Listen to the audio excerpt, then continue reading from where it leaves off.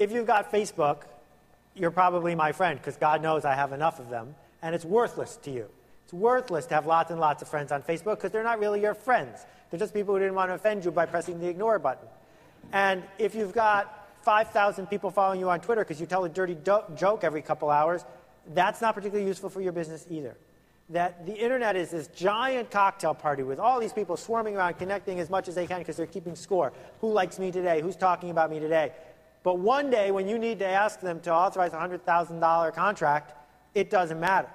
What matters is, where are the real relationships? Now, I have real relationships with thousands of people around the world. There are people I've never met who I could email in New Zealand who would let me sleep in their living room for 3 days if I was in town.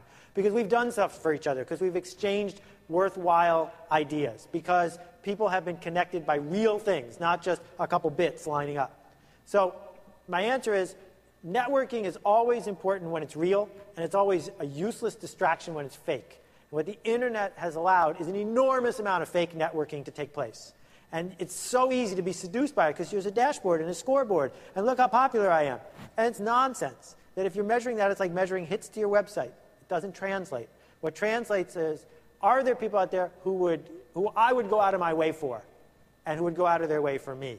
That's what you need to keep track of. And the way you get there is by going out of your way for them, and by earning the privilege of one day having that connection be worthwhile.